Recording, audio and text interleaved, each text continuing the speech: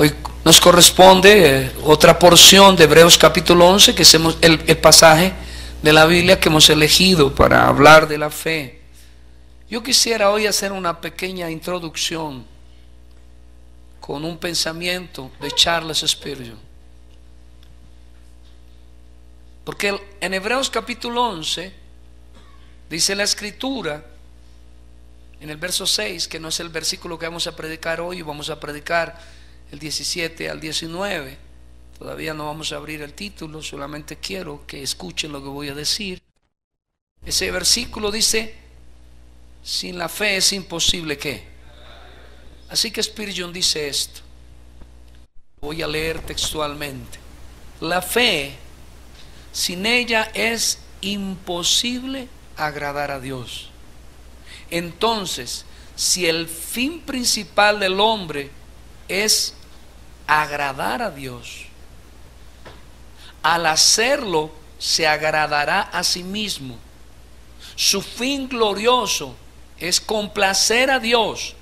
Si agrada a Dios, atrae hacia sí mucha felicidad. Si un hombre no agrada a Dios, inevitablemente atrae hacia sí penas y sufrimientos en esta vida. Coloca gusanos y podredumbre en la puerta de todas sus alegrías. Llena su almohada mortuoria con espinas y aumenta el fuego eterno con carbones llameantes que lo van a consumir eternamente. El hombre que agrada a Dios mediante la gracia divina va peregrinando hacia la última recompensa que espera a quienes aman y temen a Dios.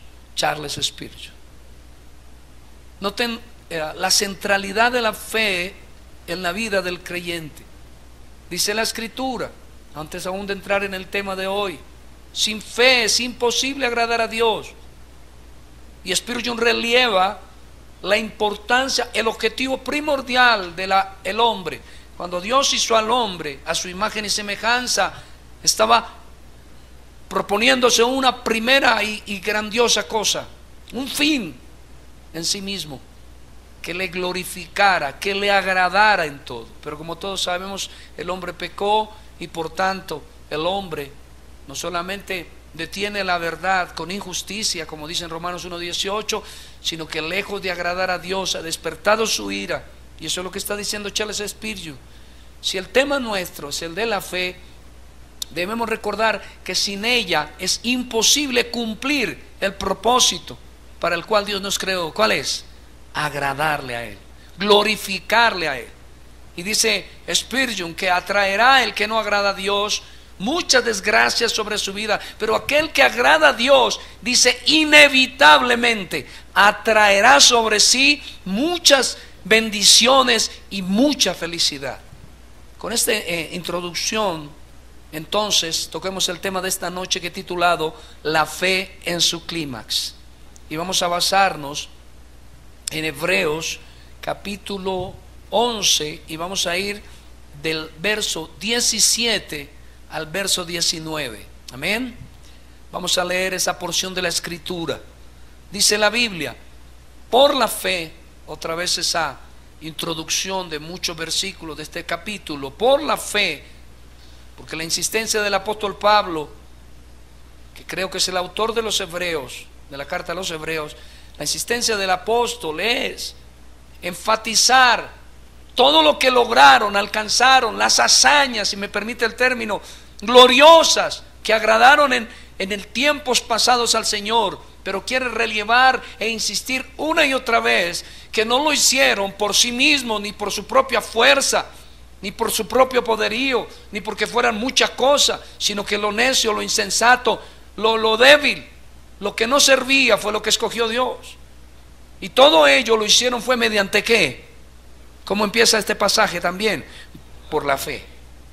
Y dice: por la fe Abraham, cuando fue probado, ofreció a Isaac, y el que había recibido las promesas ofrecía a su unigénito, habiéndosele dicho: en Isaac te sellará llamada descendencia, pensando que Dios es poderoso para levantar aún de entre los muertos de donde en sentido figurado también le volvió a recibir. Primer punto, la prueba de la fe. Notemos que en Hebreos 11:17 dice: por la fe Abraham, cuando fue ¿qué? Cuando fue probado. Tenemos que aprender o recordar, enfatizar, confirmar en nuestro corazón que en ningún pasaje de la Biblia Dios dijo que nos daría la fe sin probarla. Hay varias razones por las cuales prueba Dios nuestra fe. No tengo la menor duda que la primera es para confirmar que somos de la fe. Porque permítame decirle algo, un dicho que tengo de hace años, espero que sea ilustrativo y no desvíe del propósito bíblico, y considero que hay momentos que lo perdemos prácticamente todo y no nos queda sino la fe para seguir avanzando. Y esa es la primera cosa que quiero relevar. Dios prueba nuestra fe para que estemos certísimamente seguros que poseemos esa fe. Porque es la única manera en que vamos a darnos cuenta si la tenemos o no. Pero permítame mostrarle el tema de la prueba en Primera de Pedro, capítulo 1, verso 6. Mire lo que dice la Escritura.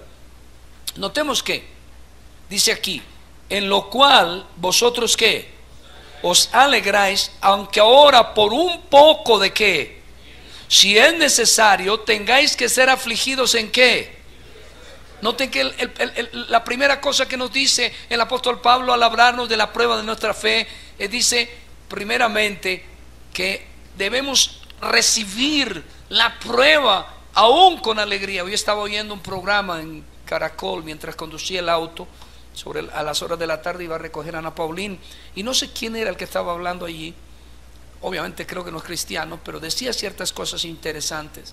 Decía que las personas en pruebas y en dificultades y en problemas no necesariamente eran infelices, y que él lo atribuía porque a un hecho probado no solamente en muchos sino en él mismo.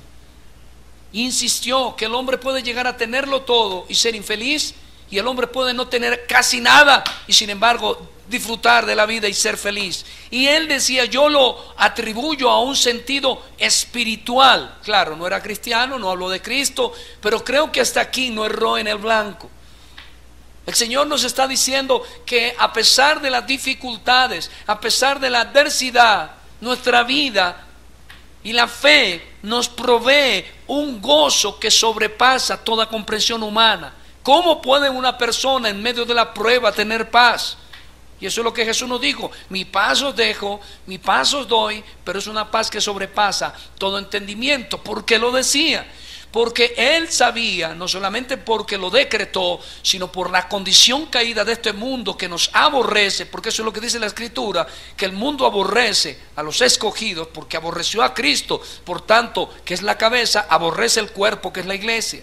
Y nos dice claramente que en el mundo tendremos aflicción. La aflicción será el diario vivir, pero Dios nos ha dado gozo y paz en medio de la dificultad. Dice: en lo cual vosotros os alegráis, aunque ahora por un poco de ¿qué? Y eso enseña otro principio, y es que la fe es probada, pero la prueba no permanece por siempre. Generalmente la prueba de nuestra fe son periodos relativamente cortos en nuestra vida, y eso debe traernos un profundo reposo en nuestro corazón y nos debe invitar a resistir. Somos dados a desmayar en tiempos muy largos, pero aquí nos dice que dura un tiempo. Dice: por un poco de tiempo, y luego añade algo: si es que necesario. O sea que el apóstol Pedro está diciendo claramente que eventualmente para nuestras vidas, para nuestro provecho, para el fortalecimiento de nuestra fe, es necesario que seamos probados.